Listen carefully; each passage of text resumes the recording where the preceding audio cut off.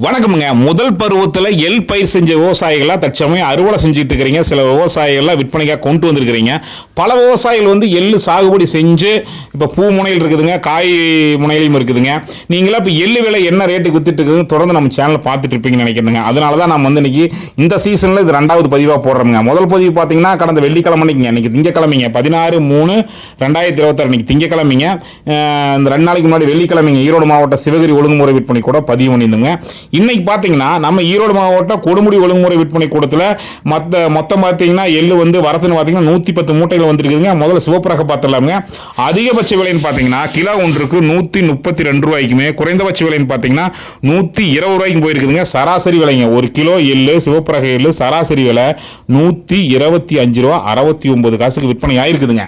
இப்போ கருப்பு ரகத்தை பார்த்தலாமுங்க. கிலோ ஒன்றுக்கு அதிகபட்ச விலையாக 166 ரூபாய்க்குமே, குறைந்தபட்ச விலையாக 138 ரூபாய்க்குமே, சராசரி விலைங்க ஒரு கிலோ கருப்பு ரக எள்ளு சராசரி விலையாக 157 ரூபாய்க்கு விற்பனை ஆயிருக்குதுங்க.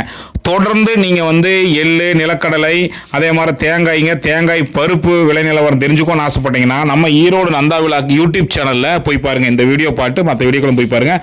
தொடர்ந்து உங்களுக்கு இந்த மாதிரி விலை நிலவரம் தெரியணும்னா நம்ம சேனலை சப்ஸ்கிரைப் பண்ணி வச்சுட்டு பக்கத்தில் இருக்கிற பெல் ஐக்கானை கிளிக் பண்ணி வச்சுருங்க. அதே மாதிரி பார்த்தீங்கன்னா இந்த வீடியோவை லைக் பண்ணிடுங்க. வாட்ஸ்அப் மூலமாக மறக்காமல் 4 விவசாயிகளுக்கு இந்த வீடியோவை அனுப்பிச்சி வைங்க.